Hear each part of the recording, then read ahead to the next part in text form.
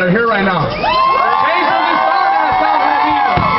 Let me say something. Change doesn't start in a town hall meeting, looking at our chancellors in the eye, having them bullshit us, telling that they look out for us. You know where change starts? On the street, right here. This is where it starts.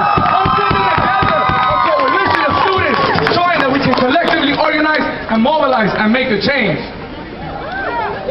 1968, students, teachers, faculty members, and members of the community took to the streets of East LA. Now you know what I'm talking about, the East LA 13. They were asking for a quality high school education.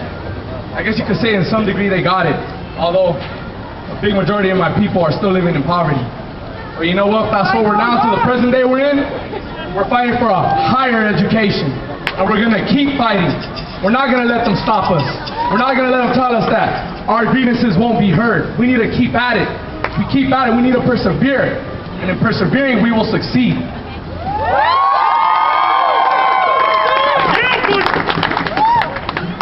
Not only are the budget cuts affecting all of us, I'd like to talk about a community that's really close to my heart. And that's the AB 540 student population. Give it up. Give it up. 540 students, I know you're here. Voice your concerns. Speak up. My parents came here. Just a little brief introduction. My grandpa was a laborer for the Bracero program. While I'm real pocho, the times I've talked to him, I've gotten to hear his story. He told me the conditions that he worked in. He got treated like a bitch, basically. He was a bitch to the corporation. They didn't respect him. They saw him for what he was, and that was a cheap source of labor. And to this day, that's what our undocumented, quote unquote, undocumented Latino people are to the system. We're a source of cheap labor.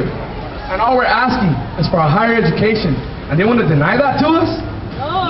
We've come a long ways. We've come a long ways. They can't deny that to us. Our politicians, Republicans, corporate business owners that only look out to fatten their pocket, they must hear us. We contribute to American society, whether they like it or not. We fatten their pockets. It's about time they listen to us.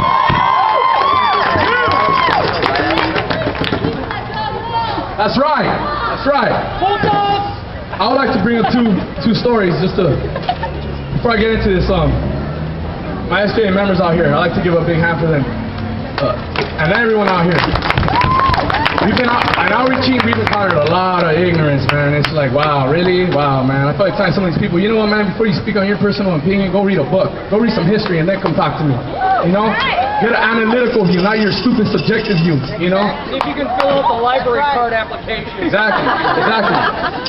I've heard comments like, especially when it comes to talking about the California Dream Act, quote unquote, mediocre people don't deserve an education. You know?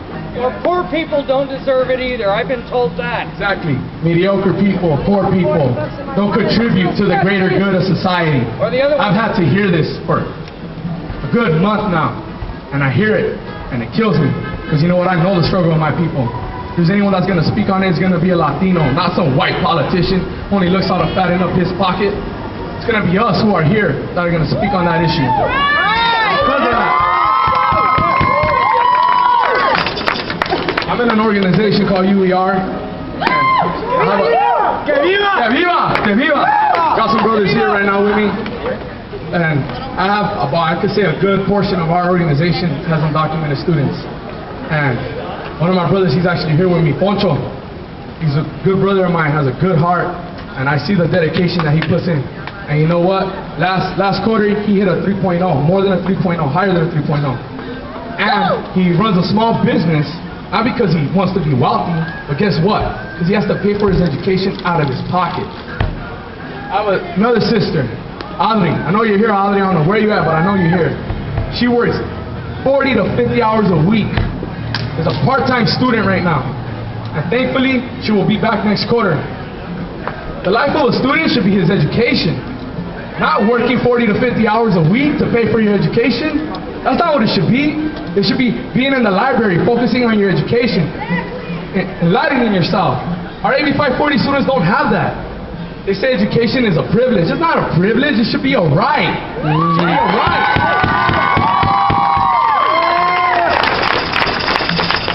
I'll tell you this.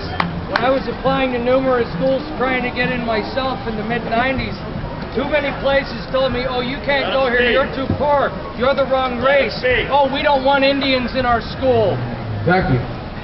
We gotta understand that this society is not meant for us. The actions, the policies, the actions that result from these policies, when they get enacted, they're not meant for us. They're not at all. But I strongly ask and I strongly urge that as a student population or as a political population, that we don't engage in the vitriolic politics, that we don't engage in the us versus them mentality, because if we do, we will become the very thing that we stand up against. We must be smart. We must be willing to compromise with others that don't necessarily agree with us. That's why we must master the rhetoric of Republicans. We must show them, we're not against your agenda. We have every right to be, but we want you to understand that we contribute to your agenda. We contribute to your fat-ass pocket. We contribute to your luxurious, lavish vacations and luxurious hotels that you can spend $32,000 a night for, while my brothers and sisters out here struggling just to go to school. Just to go to school. Nah, man, not on our watch. We cannot let it fly on our watch. We need to take a stand. And all of you, and look around you, at every single person here, you are the instruments of change. You are a testament to what we can do. And it doesn't stop here. I hope that we don't go home thinking, wow, we did something tonight. Because, if you go home thinking like that, we fail. We got to keep this struggle. Because if we keep it going, we got to keep persevering. We got to give our struggle meaning. We got to show them that we're not going to break us. Hasta la victoria, siempre.